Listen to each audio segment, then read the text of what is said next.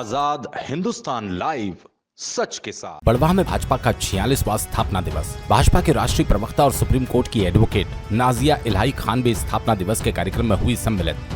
Barwaha Bharatiya Janata party का 46वां स्थापना दिवस बड़वाह में भी भाजपा कार्यकर्ताओं ने वरिष्ठ पदाधिकारियों और नेताओं की मौजूदगी में प्रत्येक बूथ पर मनाया। इस दौरान भाजपा के राष्ट्रीय प्रवक्ता व सुप्रीम कोर्ट की एडवोकेट नाजिया इलाही खान भी स्थापना दिवस के कार्यक्रम में सम्मिलित हुई। कबर कॉलोनी स्थित सार्वजनिक उद्यान में बूथ 53 और 54 के कार्यक्रम में नाजिया खान ने अपने तीखे भाषण से वक्फ संशोधन बिल का विरोध करने वाली कांग्रेस सहित विभिन्न पार्टियों के नेताओं को आड़े हाथों लिया। नाजिया खान ने अपने भाषण की शुरुआत अंत जय श्री राम, हर हर महादेव और भारत माता के जयकारे के साथ की, लेकिन इस बीच अपनी फायर ब्रांड स्पीच पर उपस्थित जनों को बार बार ताले बजाने पर मजबूर कर दिया। उन्होंने कहा, स्वराज की सोच के साथ 6 अप्रैल 1980 को भाजपा की स्थापना की गई। सत्ता की लालच में जिन पार्टियों और लोगों ने भारत के टुकड़े किए, उन गलतियों को भाजपा और प्रधानमंत्री नरेंद्र मोदी ठीक कर रहे हैं। पहले मोदी जी ने 370 हटाया, सीए लागू किया, अब वक्फ बोर्ड संशोधन बिल लाकर कांग्रेस की गलतियों को सुधारा जा रहा है।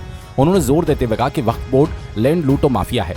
अभी तो सिर्फ संशोधन बिल लाया गया, क्या पता ताला लग जाए, क्या पता all India Muslim personal law board में ताला लग जाए, क्योंकि यदि भारत में बाबा साहेब डॉक्टर भीमराव अंबेडकर द्वारा रचित कानून है तो मुस्लिम समाज के लिए अलग लॉ बोर्ड की आवश्यकता नहीं है। इसे सभी धर्मों के लोगों को मानना चाहिए। कुछ लोग भारत के संविधान की अनुकूलता और चंद आर्टिकल का उपयोग करके वो संविधान का दुरुपयोग कर सकते हैं, तो ये उनकी भूल है। सभी भाजपा कार्यकर्ता प्रधानमंत्री नरेंद्र मोदी की योजनाओं का प्रचार प्रसार करें ताकि प्रत्येक जरूरतमंद को इन योजनाओं का लाभ मिले। इसके साथ ही भाजपा अपने अखंड भारत के संकल्प को लेकर प्रतिबद्ध है। पीओके हमें वापस लेना है, हिंदू राष्ट्र के सपने को पूरा करना है। इस हिंदू राष्ट्र में भी भारत का प्रत्येक मुसलमान अपनी छाती चौड़ी करके चलेगा, क्योंकि पूरे विश्व में केवल भारत ही मुस्लिम आज वहां सुरक्षित है। इस अवसर पर नगरपालिका अध्यक्ष राकेश गुप्ता, जिला महामंत्री महिम ठाकुर, लक्ष्मीचंद अमई ने भी संबोधित किया।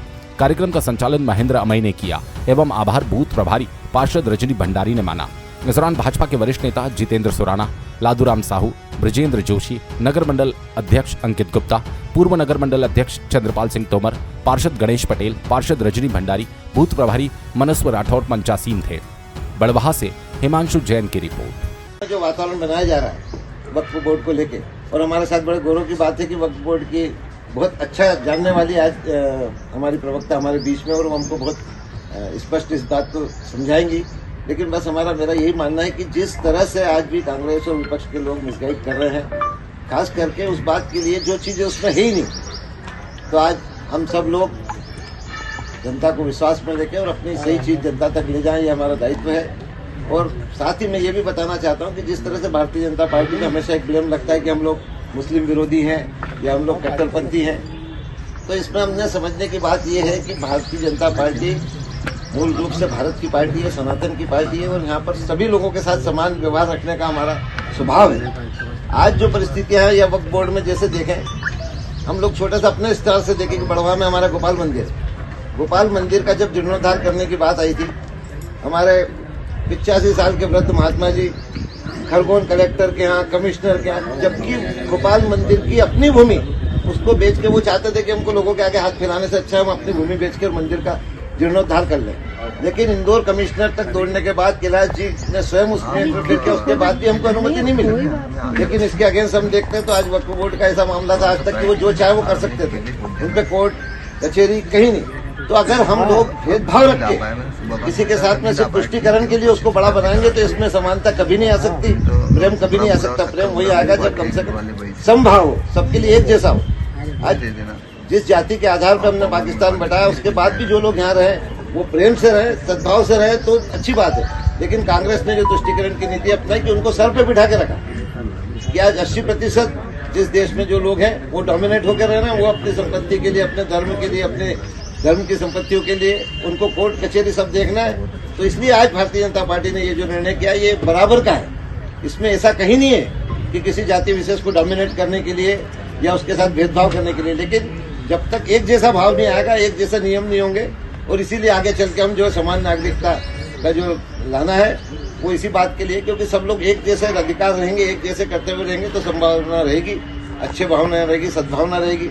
लेकिन किसी को आगे किसी को पीछे रखेंगे तो ये प्रेम कभी भी नहीं हो पाएगा।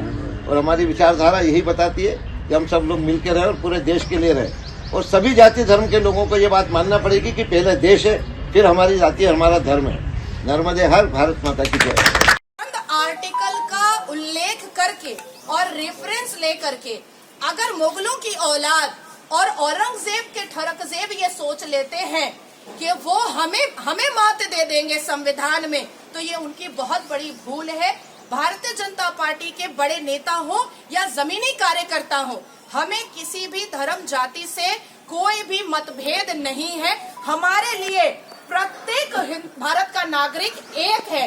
लेकिन अगर मुसलमान अफजल गुरु बनने की कोशिश करेगा, लेकिन अगर मुसलमान याकूब मेमन बनने की कोशिश करेगा, लेकिन अगर मुसलमान अजमल खसब बनने की कोशिश करेगा, लेकिन अगर मुसलमान बुरहान वानी बनने की कोशिश करेगा, तो हमने भी हाथ में चूड़ियां नहीं पहनी, रुद्राक्ष पहना।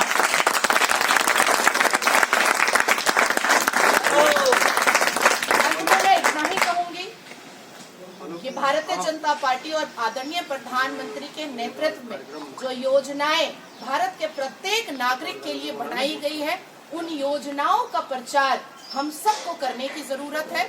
हम सबकी जिम्मेदारी है और इस जिम्मेदारी को निभाना है और पता करना है कि वो कोई भी जाति धर्म और समुदाय वाला आए, लेकिन भारत के प्रधानमंत्री की योजना उनके घर घर तक पहुंचनी चाहिए और उसका लाभ उनके घर घर तक पहुंचना चाहिए। और संकल्प बिल्कुल साफ रखना है, क्रिस्टल और क्लियर रखना है।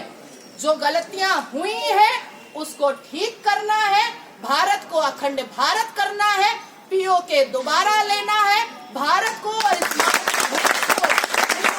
बनाना है। लेकिन इस हिंदू राष्ट्र में प्रत्येक मुसलमान छाती चौड़ी करके चल रहा है आदरणीय प्रधानमंत्री के नेतृत्व में और चलता रहेगा।